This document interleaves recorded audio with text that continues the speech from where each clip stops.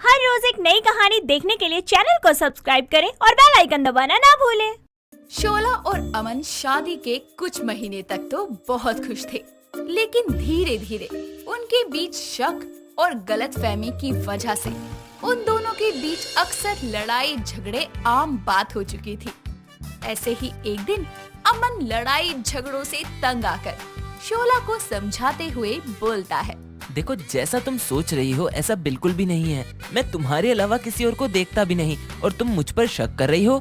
मैं भी तुम पर शक नहीं करना चाहती, लेकिन तुम्हारी हरकतें ही ऐसी हैं कि मैं मजबूर हो जाती हूँ तुम पर शक करने के लिए। मैंने ऐसा क्या कर दिया जिससे तुम्हें तकलीफ होती है? अरे ये बात तुम अपने आप से पूछो ना। देखो, मेरी बात सुनो शोला, मुझे तुम्हें धोखा देकर क्या मिलेगा? मुझे ये भी पता है कि तुमसे अच्छी लड़की मुझे इस दुनिया में कोई और मिलेगी भी नहीं। मैं तुम्हें खोना नहीं चाहती, लेकिन डर लगता है कि कहीं तुम इस घर में मेरी सौतन न ले आओ। मैं हर चीज का बंटवारा होते हुए सहन कर सकती हूँ, लेकिन अपने पति का बंटवारा मैं हरगिज बर्दाश्त नहीं कर सकती। मैं कहाँ जा रहा हूँ तुम्हें छोड़कर? मुझ पर विश्वास है कि नहीं?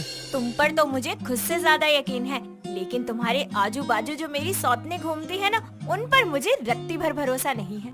तुम उन लड़कियों की टेंशन ना लो, वो तुम्हारी जगह कभी नहीं ले सकती। लेकिन कैसे मान लूं मैं ये बात? मुझे सौतन के नाम से ही डर लगता है। अरे पगली, हद होती है किसी को चाहने की। तुम मुझे इतना चाहती हो कि मुझे खोने से डरती हो। बस इतना बहुत है मेरे लिए, और मैं तुम्हारा ये विश्वास कभी नहीं तोड़ूंगा। समझ गई तुम? मेरे सर पर हाथ रख के कसम खाओ। तुम्हारी कसम मेरी जान।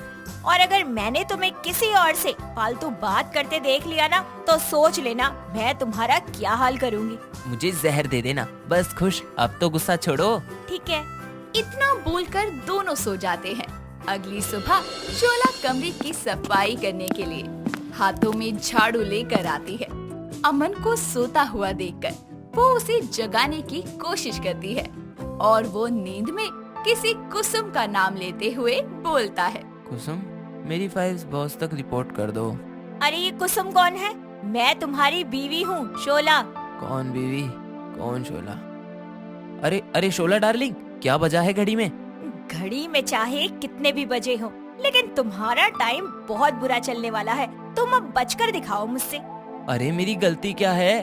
शोला बिना उसकी बात को सुने अपने हाथों में झाड़ू लेकर उसे भगाने लगती है और वो आगे भागते हुए बोलता है, अरे क्या हो गया तुम्हें? मुझे मार कर ही दम लोगी क्या?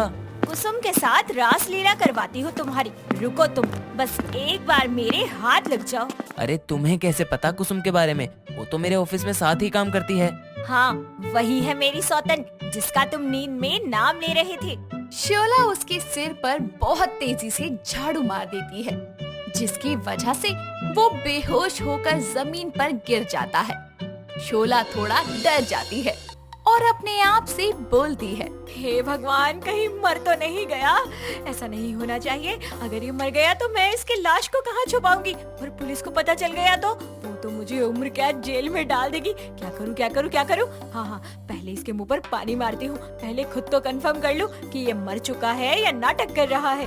शोला बाल्टी में पानी लेकर आती है और उसके ऊपर डालती है। पानी पड़ते ही उसे होश आता है और वो बड़बड़ाते हुए बोलता है, अरे ये मैं कहाँ हूँ? मैं कौन हूँ? तुम कौन हो? क्या मैं कौन हूँ का क्या मतलब है? मैं तुम्हारी बीवी हूँ। ये बीवी क्या होता है? मुझे मेरे घर जाने दो दीदी। हाय राम, दीदी? अरे पागल, मैं तुम्हारी दीदी नहीं, बीवी हूँ, बीवी। मुझे मेरे घर जाना है। मैंने 2 दिन से कुछ नहीं खाया। मेरे लिए खाना दे दो। हे भगवान, कहीं मेरी झाड़ू की मार से ये पागल तो नहीं हो गए? अब मैं क्या करूँगी? शोला उसे लेकर डॉक्टर के पास जाती है। डॉक्टर उसे अपने पास बिठाकर उसका चेकअप कर ही रही होती है कि तभी अमन खड़ा होकर उसके ऊपर गिर जाता है और उसे बोलता है, आई लव यू। तुम कितनी प्यारी लग रही हो। मुझसे शादी करोगी? अरे कोई मुझे बचाओ, वरना मैं तो मर ही जाऊंगी। कोई तो इसे मेरे ऊपर से उठाओ। शोला ये नजारा देखकर दंग रह जाती है। वो अमन को उठाते हुए बेंच पर बिठाती है। डॉक्टर खुद को संभालते हुए शोला से बोलती है, कितना बदतमीज पति है आपका, ले जाइए इसे यहाँ से। मैं नहीं जाऊंगा। दीदी मैं इस आंटी से शादी करूंगा। दीदी मेरी शादी करा दो ना। तुम इन्हें यहाँ खामखा लेकर आई हो, तुम इसे मेंटल हॉस्पिटल लेकर जाओ। देखा आपने कैसे बहकी बहकी बातें कर रहे हैं, मैं कैसे ले जाऊं? मैं तुम्हारी थोड़ी मदद करती हूँ, मैं ऑटो रिक्शा बुलाती हूँ, तुम इसे मेंटल हॉस्पिटल ले जाना। डॉक्टर इतना बोलकर आगे बढ़ती है, लेकिन अमन उसे पीछे से हक करते हुए बोलता है, आंटी मुझे पीठ पर बैठाकर झूला झुलाओ ना, मैं तुमसे शादी करूंगा। दीदी तुम मेरे पीछे पीछे आना। अरे दूर हटो। हाय, आज तक कभी अमन ने होश में होते हुए मेरे अलावा किसी के साथ ऐसा बर्ताव नहीं किया, लेकिन अब तो लगता है कि मेरे सौतन का डर सच होने वाला है। वो इस लेडी डॉक्टर को छोड़ ही नहीं रहे हैं। अरे ये सब क्या बक रही हो, दूर करो इसे मुझसे।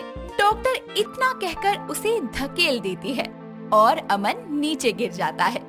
अमन को उसकी वजह से चोट लग जाती है और वो रोने लगता है, जिसे देखकर शोला को गुस्सा आने लगता है और वो डॉक्टर को एक थप्पड़ जड़ते हुए बोलती है, ये क्या बदतमीजी है, मेरे पति को धक्का देकर गिरा दिया तुमने।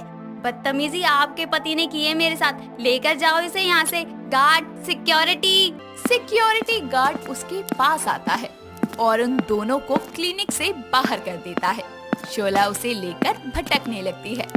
अमन रास्ते में कभी किसी आंटी के पीछे भागता तो कभी किसी लड़की को आई लव यू बोलता। इन सभी चीजों को देखकर शोला परेशान हो जाती है। वो उसे लेकर घर आती है।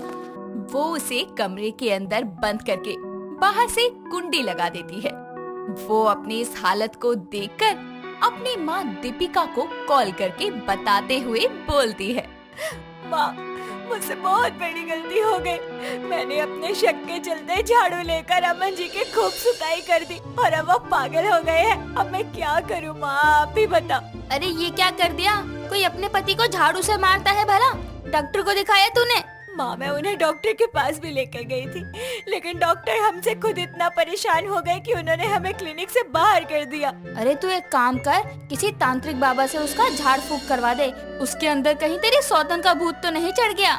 हाँ, मुझे भी यही लग रहा है। मैं ऐसा करती हूँ, मैं बाबा को बुला कर लाती हूँ। अभी दामाद जी कहाँ हैं? अभी तो मैंने उन्हें कमरे में बंद कर रखा है, तो कोई चांस ही नहीं है कि वो कोई हरकत करेंगे। शोला फोन पर बातें कर ही रही होती है कि तभी उसे खिड़की के कांच के टूटने की आवाज आती है। वो दूसरी खिड़की से झांककर बाहर की ओर देखती है तो उसे अमन घर से बाहर भागता हुआ नजर आता है। शोला फोन को रखते हुए उसके पीछे भागने लगती है, लेकिन थोड़ी देर बाद वो गायब हो चुका था। वो उसे बहुत ढूंढती है और थक जाने पर वो घर आकर रोने लगती है। तभी वो दरवाजे पर कुसुम और अमन को देखती है। अमन उससे शादी करके उसे घर ले आया था। अमन शोला से बोलता है, देखो दीदी, मैंने कुसुम से शादी कर ली। हे भगवान, ये क्या अनर्थ हो गया। जिसका मुझे डर था वो इस आदमी ने कर दिखाया। तभी अमन और कुसुम उसे देखकर हंसने लग जाते हैं और अमन उसे सारी बातें बताते हुए बोलता है, देखो, मैं तुम्हें परेशान नहीं करना चाहता था, लेकिन ये सौतन के ड्रामे सुन सुनकर मेरा दिमाग खराब हो गया था। मैं तुमसे बहुत परेशान हो गया था, तो सोचा अब तुम्हें थोड़ा परेशान कर लूं। मैंने ये सब नाटक किया सिर्फ तुम्हारी अकल ठिकाने लगाने के लिए। इतना बोलकर शोला उसे गले से लगा लेती है और दोबारा उसे सौतन की बातें नहीं बोलती। दोस्तों, अगर आपको ये कहानी पसंद आई तो इसे लाइक करें, शेयर करें और कमेंट करके बताएं कि कहानी में आपको सबसे अच्छा क्या लगा।